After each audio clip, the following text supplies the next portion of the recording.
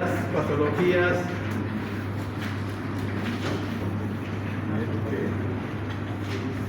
una de las patologías más prevalentes en el mundo entero.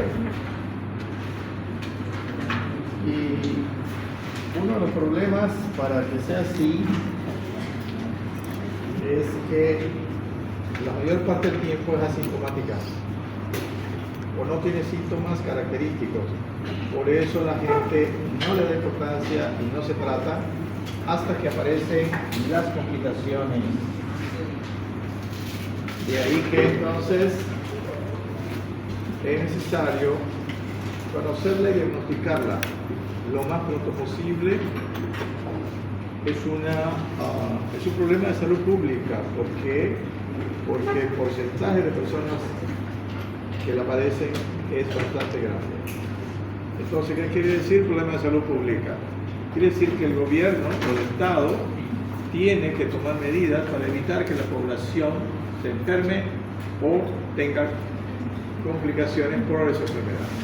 Como las enfermedades eruptivas son también problemas de salud pública. Hay otras enfermedades que no son tan frecuentes, que son solamente de interés privado. Es uno que se tiene que tratar. Y ahora me traje el mouse.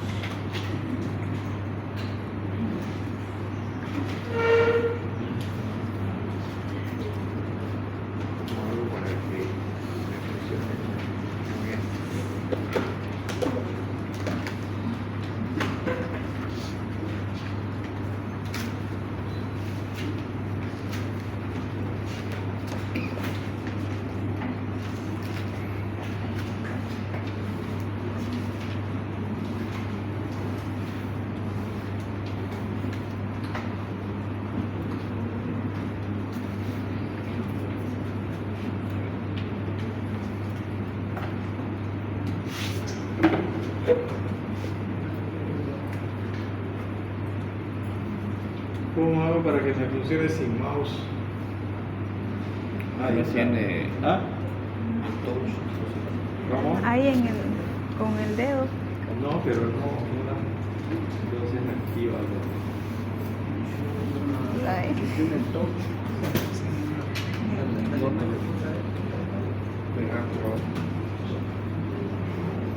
No reconoce mi dedo.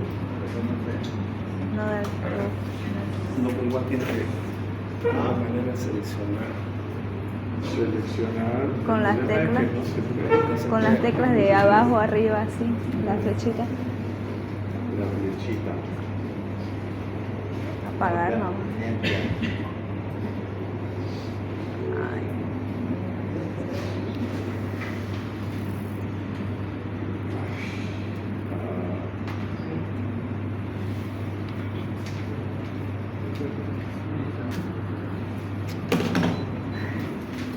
Muy bien, vamos a pasar hipertensión arterial. Vamos. Pero no, yo me olvidé. Doctor, yo tengo un mouse. A ver si da.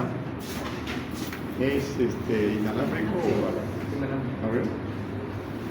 Mostra ahí mercadería. Y yo tengo un ruido también, pero no sé Si no voy a activar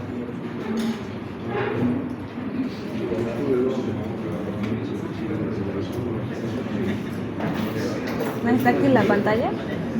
No, no está aquí. Ahí está, a ver.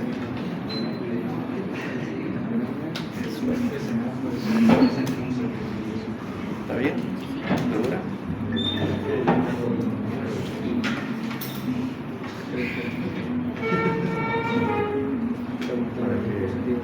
Sí, para que lo vincule.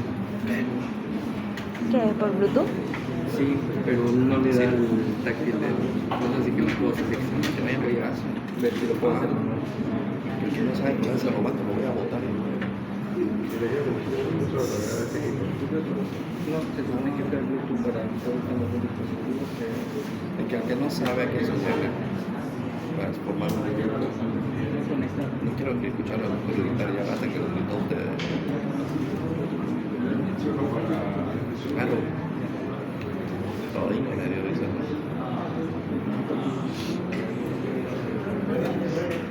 La definición de hipertensión arterial, y yo les doy en la diapositiva, es la definición de la Organización Mundial de la Salud.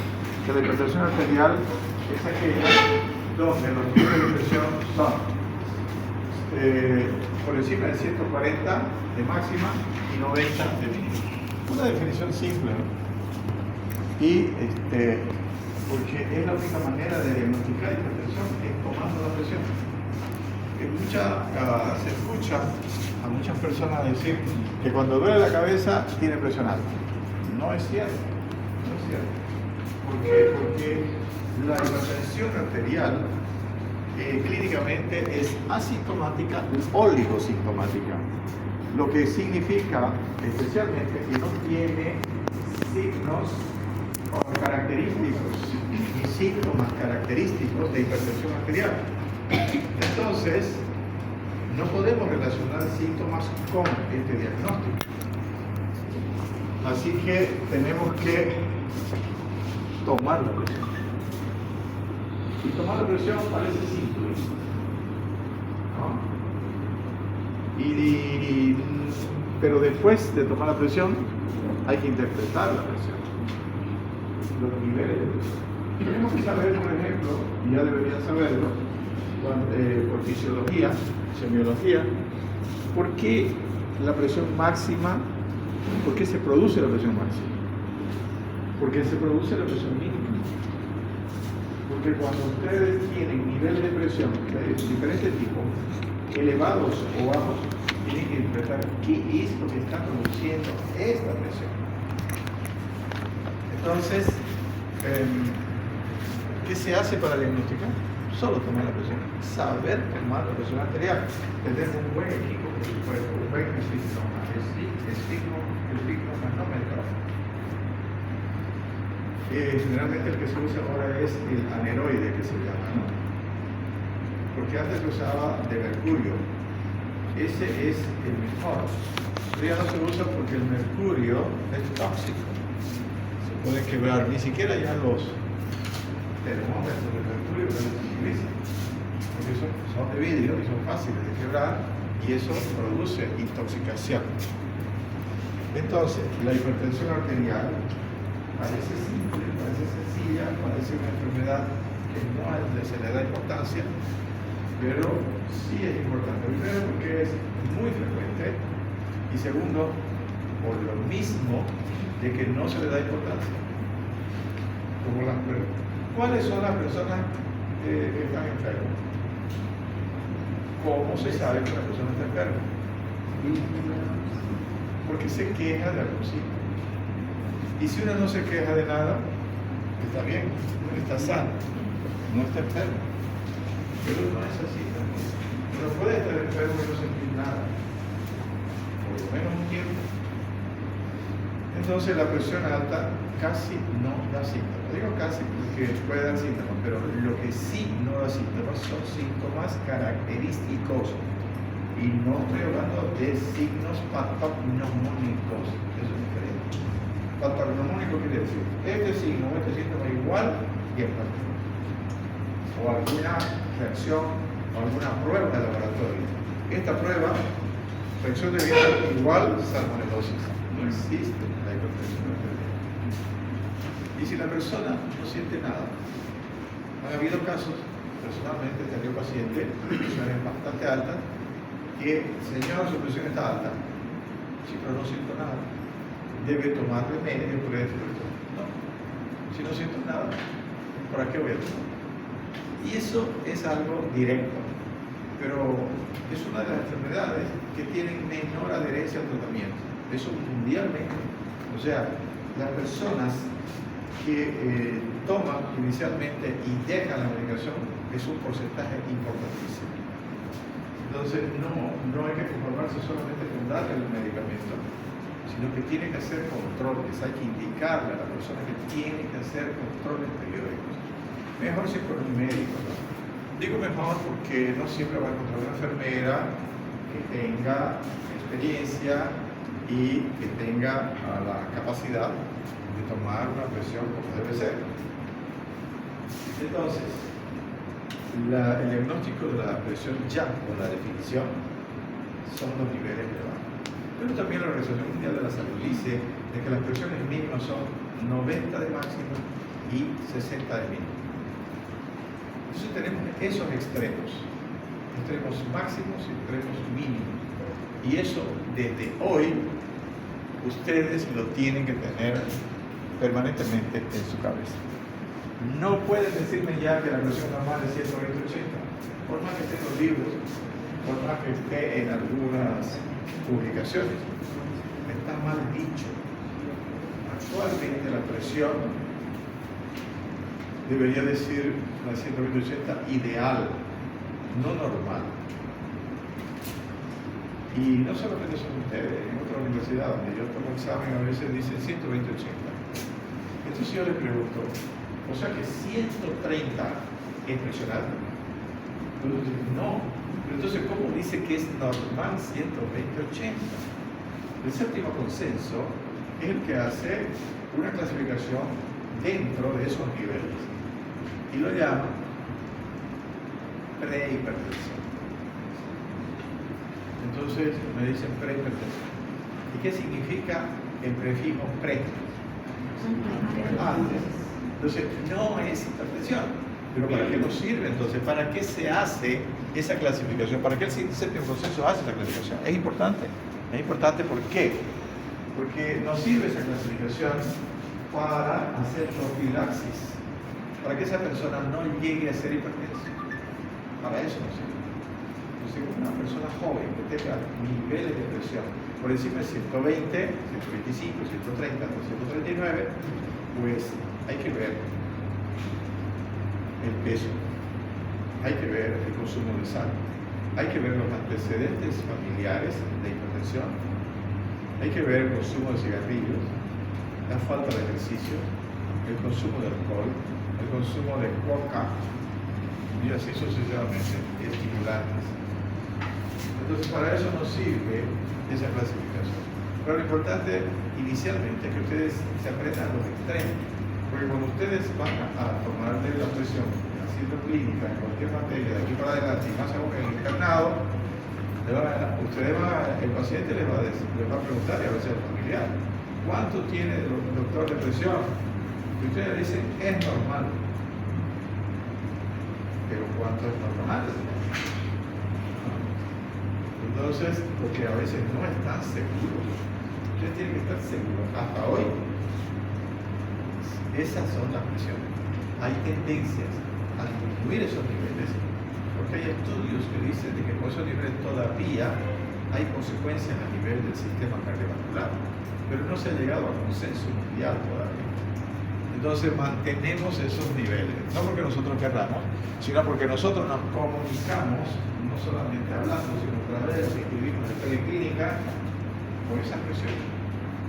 Entonces aquí, allá, en otro hospital, en Chile, en Argentina, esa es la presión. Así que con eso definido, vamos a ver seguidamente la clasificación de la hipertensión. Hay dos tipos de hipertensión desde el punto de vista etiológico. No voy a hablar de los niveles, que también hay una clasificación, ¿no? Grado 1, grado 2, grado 3. Voy a hablar de la etiología. Tenemos dos tipos de hipertensión solamente. Porque, y aquí también quiero que quede claro, la sal produce presión alta, el sobrepeso produce presión alta, no produce. Aumenta los niveles de una hipertensión que ya tiene la persona, no produce presión alta. No la producen ellos. La etiología es la siguiente. 1. Hipertensión arterial esencial o genética o familiar. Esa es la que es más frecuente. O sea, y ahí eso, ¿qué nos trae a la memoria? Cuando hacemos la historia clínica te va a decir, señor o señora, en su familia hay gente que tiene presión alta. Sí, mi madre. Sí, mi padre. A veces los dos. Entonces yo pregunto, ¿Quién tiene presión alta en la familia? ¿Su madre, su padre, hermanos o tíos? Eso es lo que yo. Entonces, las personas, si es mujer, me dicen, no, mi marido es el que tiene. Ah, entonces no sé. No pasa nada. No, es contagioso. Entonces, ¿cuánto el porcentaje es la cantidad de pacientes con ese tipo de presión alta? 90%. En los libros van a encontrar 88, 92, hasta 95. Yo digo 90 porque no tengan esa cifra ya. 10% presión arterial, la segunda secundaria. La primera entonces es esencial genético primaria, ¿no? Y la segunda es hipertensión secundaria. Si es secundaria, tiene que tener una causa primero para que produzca hipertensión. Ejemplo, enfermedades renales. El riñón es un órgano, es un sistema que produce presión alta. Ese sí. Problemas hormonales, tiroides, por ejemplo. Uso de corticoides.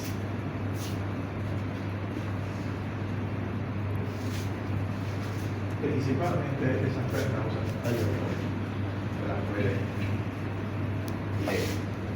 entonces hagan esa diferencia, presión esencial, presión secundaria.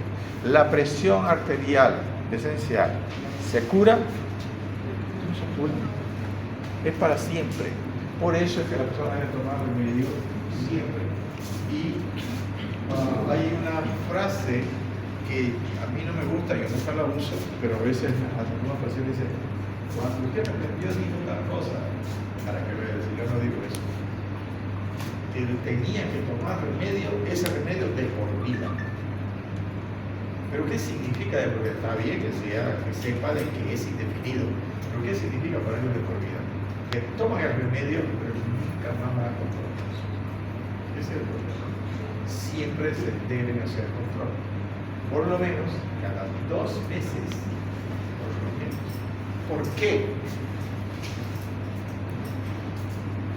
La persona aumenta la edad, la persona aumenta el peso, la persona tiene problemas emocionales, cambia a veces de ciudad, cambia de estatus, cambia de muchas cosas y eso modifica los niveles de presión. La edad aumenta los niveles de presión, alta, cuando es alta. Ahora hay otro tipo de presión que se llama presión de la edad adulta, o la tercera edad. Esa presión, digamos como si fuera un tercer tipo, pero no se lo considera así. ¿Por qué se produce esa presión? Generalmente esa presión tiene características de que es solo sistólica, no es diastólica. Porque ustedes sin pensarlo, cuando uno habla paciente hipertenso, ¿qué piensan?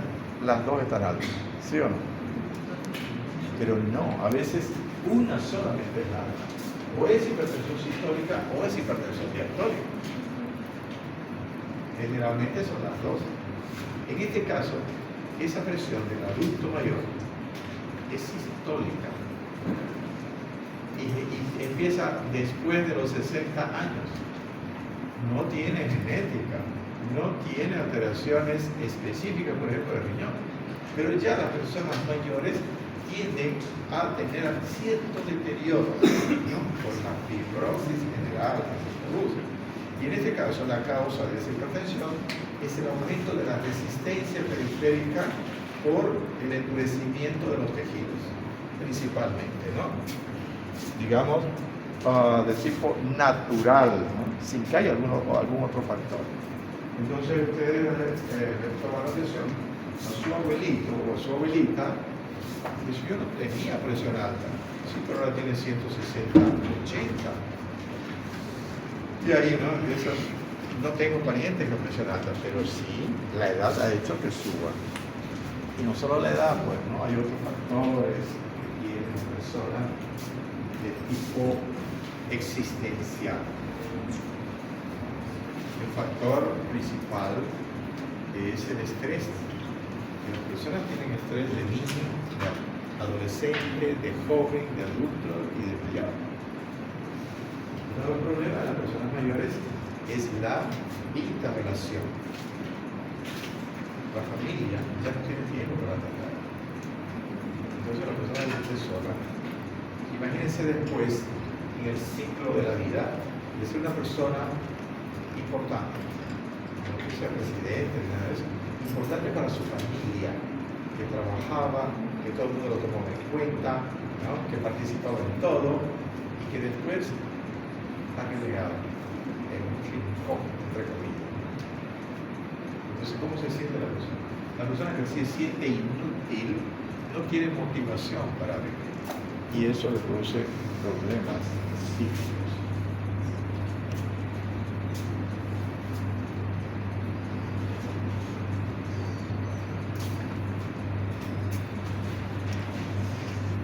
Muy bien. Dijimos, cuando hablamos de insuficiencia cardíaca, que la hipertensión era una causa que producía ¿qué?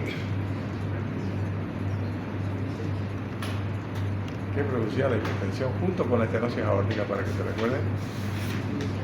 Sobrecarga de presión en el corazón. Entonces, la hipertensión, ¿qué es lo que causa a nivel del corazón? O sea, inicialmente vamos a decir que la presión alta va a deteriorar los órganos algo en el organismo. ¿Cuáles son los órganos algo? ¿Y por qué se llaman algo? Se llaman algos. Órganos diana también, órganos blancos también. Entonces, son el corazón, el cerebro, los ojos, el riñón y en general todo el sistema cardiovascular, especialmente los capilares. Fíjense que una persona, a veces veo pacientes hipertensos con insuficiencia renal haciendo hemodiálisis. Y yo les pregunto, ¿usted es diabético? No. ¿Cómo tuvo problema renal? Por la presión. La persona primero tiene hipertensión esencial, lesión al riñón, y ese riñón lesionado produce más hipertensión. Entonces se destruye el riñón. Así que en el corazón, ¿qué alteraciones va a producir esa hipertensión al corazón?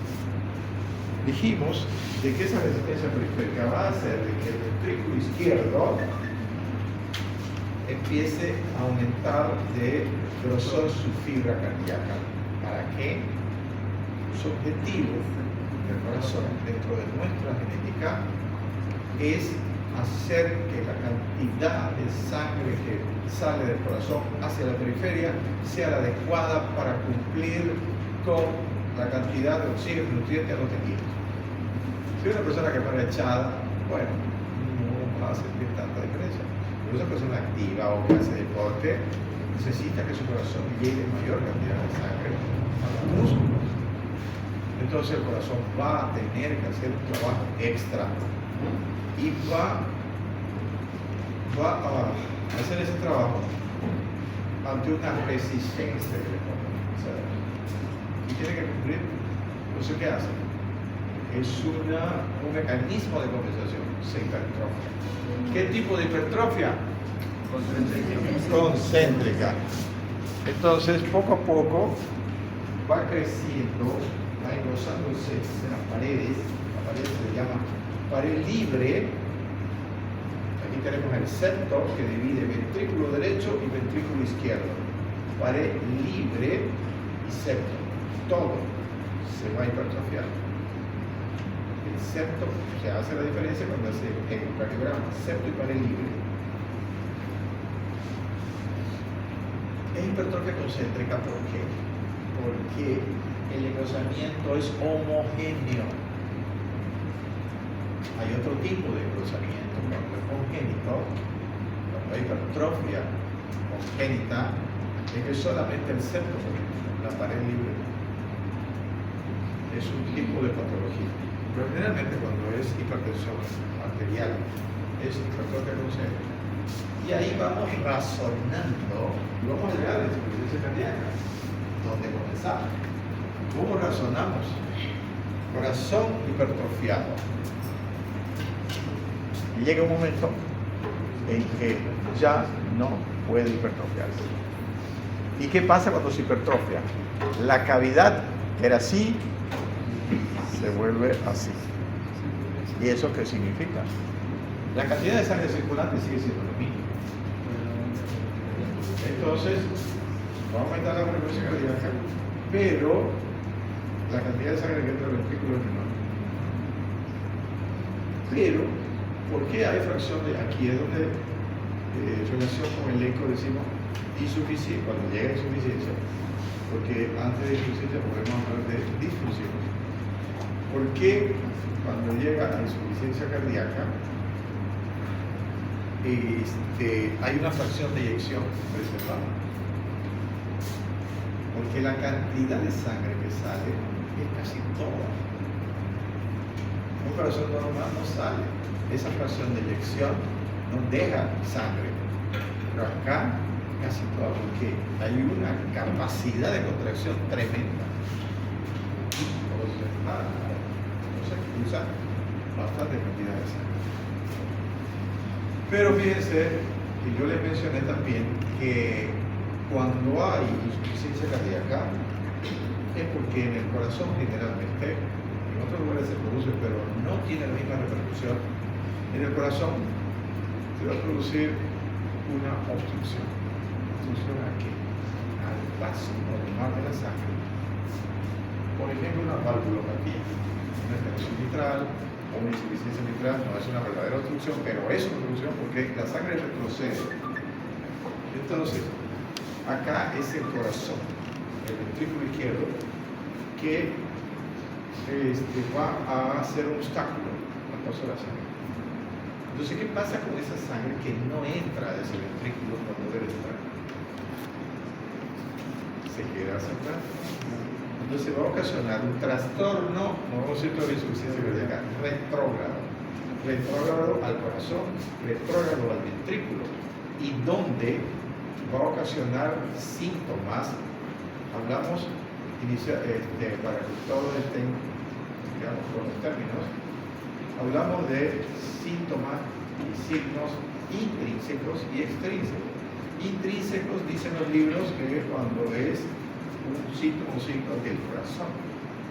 Y como el corazón, cuando entra en insuficiencia cardíaca, va a dar manifestaciones extracardíacas o signos extrínsecos a nivel del hígado, a nivel del pulmón, a nivel del vaso, a nivel de los miembros inferiores. Entonces son signos extrínsecos. Así que tiene que haber una posibilidad de eso. Signos intrínsecos son más difíciles de detectar. Ustedes tienen que saber diagnosticar. Hay un paciente que tiene un cansancio, que no da mucha importancia, y va al médico. Ustedes ponen su estetoscopio, tercer ruido. ¿Qué significa tercer ruido? Frecuencia cardíaca más de 100. Tercer ruido igual.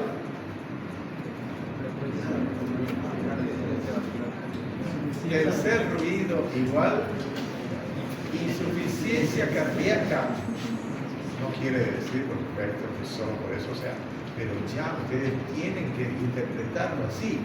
Tercer ruido puede haber en adolescentes y es normal. Entonces hay una situación fisiológica donde pueden escuchar el tercer ruido. Pero el tercer ruido, por supuesto, va a ser un paciente que tiene hipertensión de mucho tiempo, o sea, tiene ya factores que pueden ser de que ustedes piensen ya en una patología de este tipo. Tercer ruido igual, insuficiencia cardíaca. Sistólica o diastólica. Contracción de eyección preservada o contracción de eyección disminuida. No, ya llevamos insuficiencia cardíaca. Así ya debería ser. Sistólica. ¿Cómo está ese corazón en el área cardíaca en la radiografía?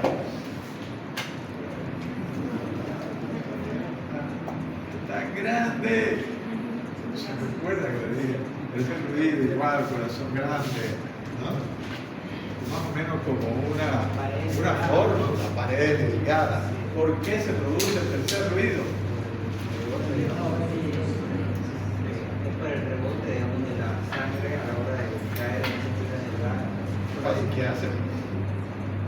¿Por qué hay ese ruido? Por la diferencia de presión. Por las No han vibraciones leído, de la no han aurícula. estudiado. Por las vibraciones de la aurícula. Cuando lean para el examen no le van a entender mucho. Y De la aurícula.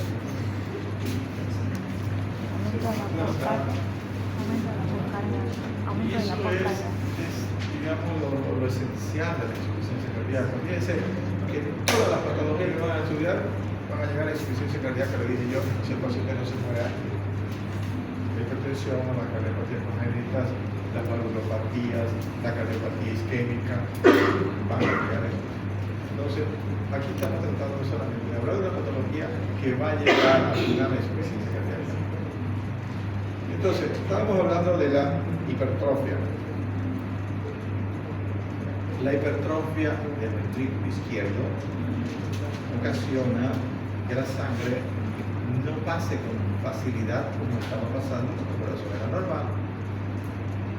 Entonces, ¿cuáles son las alteraciones hemodinámicas que se producen en el corazón a partir de esa hipertrofia? ¿Me entendieron? Razonamiento. Sí, va a perder la capacidad de bombear en una sangre que estaba antes. No tiene capacidad porque tiene musculatura. Ustedes tienen que empezar a pensar qué pasa hacia atrás. Les estoy diciendo que el problema es hacia atrás. Ventrículo derecho. La aurícula izquierda se va a dilatar. No se hipertrofia la aurícula. ¿Por qué se dilata? Porque llenado rápido ventricular no va a poder meter todo. Se va a quedar más fácil. En el retorno venoso de las venas pulmonares le va a llegar más sangre a esa aurícula. Y si no pasa toda, aumentar el volumen en la aurícula. Va a hacer presión sobre las paredes y se va a dilatar. ¿Sí o no? Entonces ahí vamos a tener un ruido, otro ruido extra. ¿Cuál es? Cuarto ruido. ¿Por qué se produce el cuarto ruido?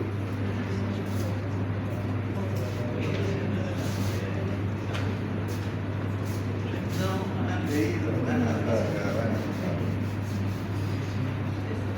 Si el examen fuera hoy, entonces mira una masacre. Fíjense, tenemos hipertensión arterial. Hay una respuesta del ventrículo izquierdo ante esa presión engrosándose para vencer esa resistencia. No se va a engrosar indefinidamente, porque si no, imagínense, si él se engrosa hacia adentro, después no va a quedar nada, no va a haber espacio. Llega un momento en que deja de engrosarse y empieza a dilatarse. Pero antes de eso, ya hay repercusión en la cavidad previa al ventrículo, en la aurícula izquierda. La aurícula izquierda tiende a dilatarse. Entonces, se dilata la aurícula izquierda y eso tiene presión. Siempre recuerden que aumento de volumen es aumento de presión. Y se juega con volúmenes y presiones en el sistema cardiovascular. Entonces, al aumentar la presión en la aurícula izquierda y mantenerse el mismo problema, ¿qué pasa?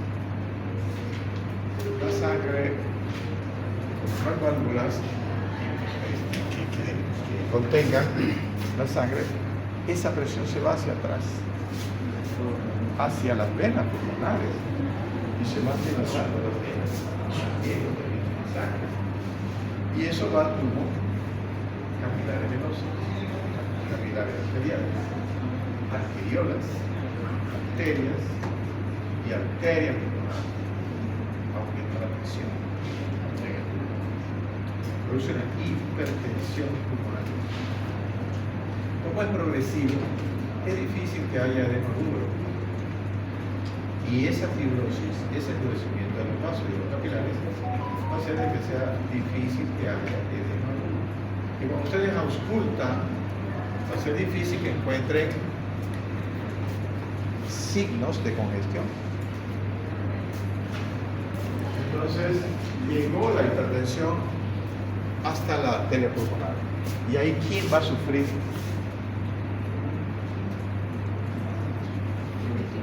El ventrículo derecho. El ventrículo derecho está sometido a qué ahí?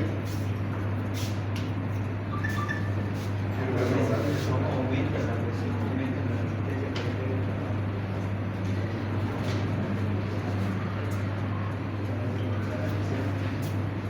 El ventrículo derecho va a tener el mismo problema que el izquierdo. ¿Sí o no?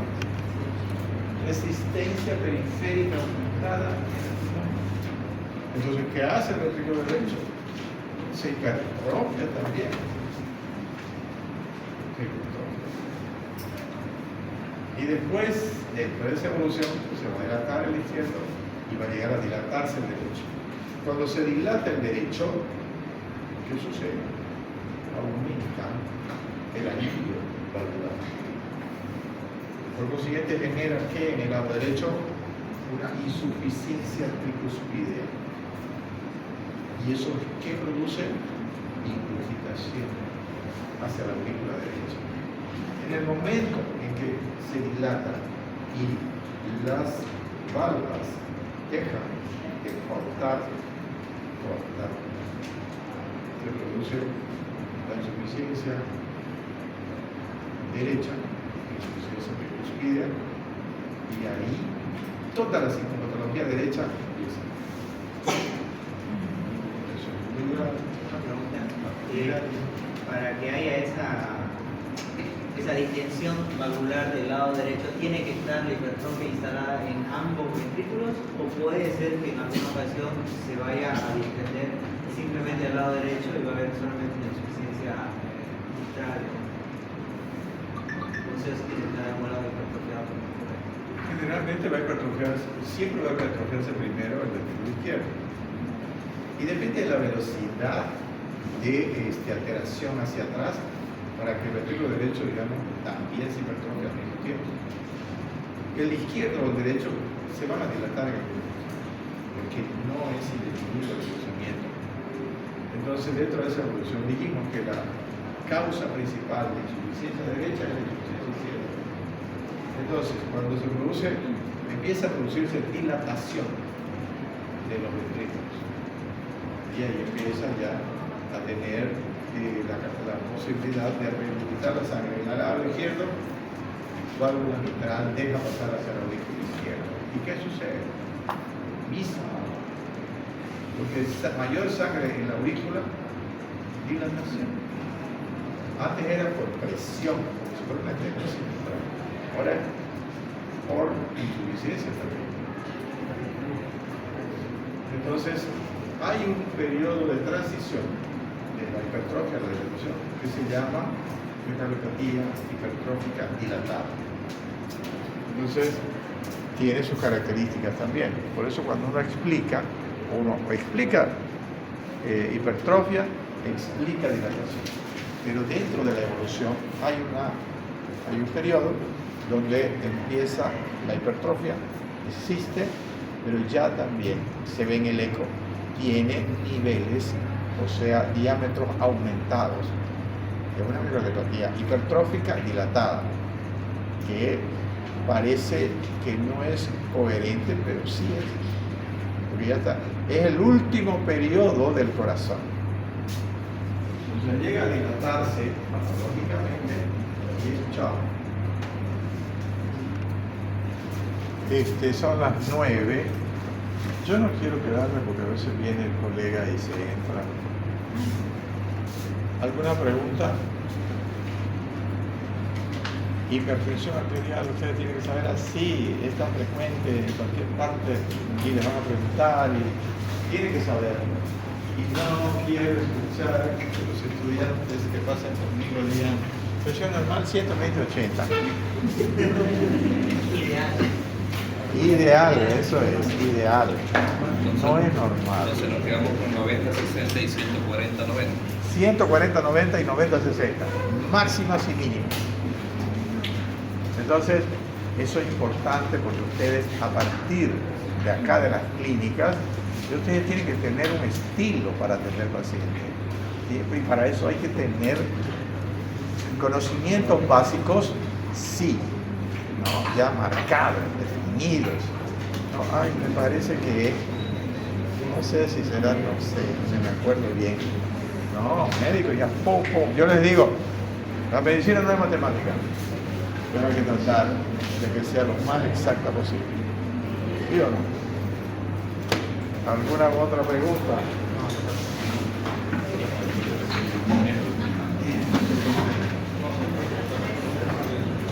En cuestión de las prácticas, de repente para mañana no salió las noticias que estaban en paro. Igual nomás se Sí, el paro. según dijeron que iban a ampliar. Doctor, lo que no entendí yo cuando hay Ratito. Un ratito, Excuse escuchen. me. Sorry. una hipertrofia en la sangre que bota es con presión elevada, cuando está en hipertrofia concéntrica. Claro, tiene que haber. Hay una presión. Si usted tiene una resistencia aquí, usted tiene que hacer más fuerza para que esa sangre fluya, porque si no, no. Entonces, generalmente va a haber mayor presión. Pero usted me dirá, hay hipertensión. ¿Cuáles son los factores para que se produzca hipertensión independientemente de la etiología? ¿Se recuerda que les dije que siempre piensen en vasos, volumen y bomba? Entonces tiene que haber vasos, ¿no? ¿Cuáles son los vasos que controlan la presión? Normalmente, digamos, si que hay hipertensión, lo que controla la presión arterial.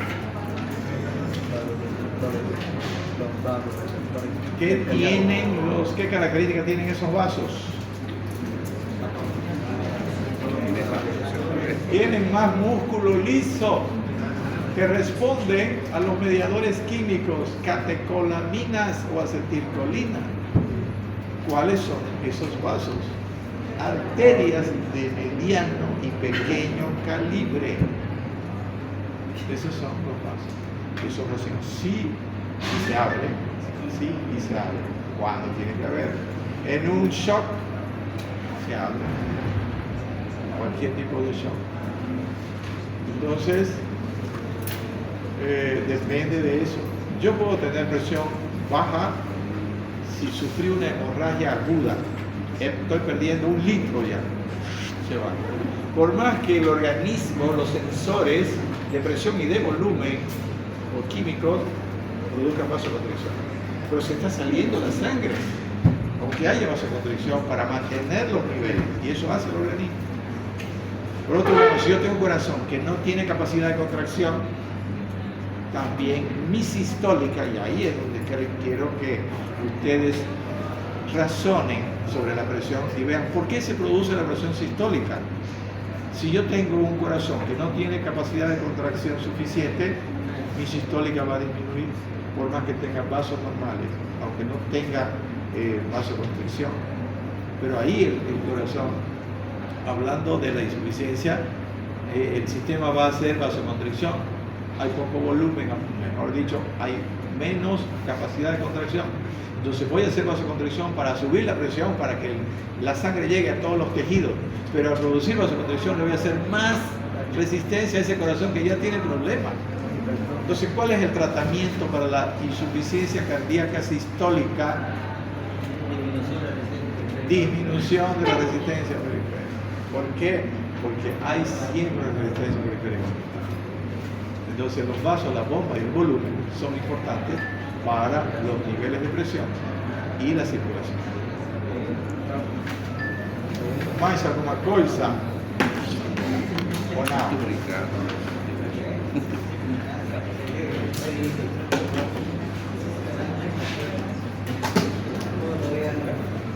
La próxima clase entonces vamos a ir. Lean, porque si se atrasan después no van a poder, no van a tener tiempo. No van a entender. Y pregunten.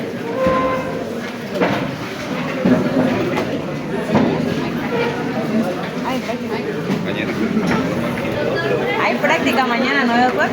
Doctor, disculpe. Si hay trabajo, hay práctica.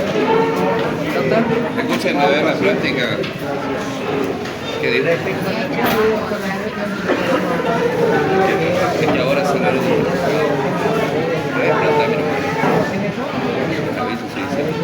Y me comunico. No, pero sí va a haber práctica, aunque no haya. Dijo Paredes, ¿ya? Porque todo el mundo Ya sabía nada.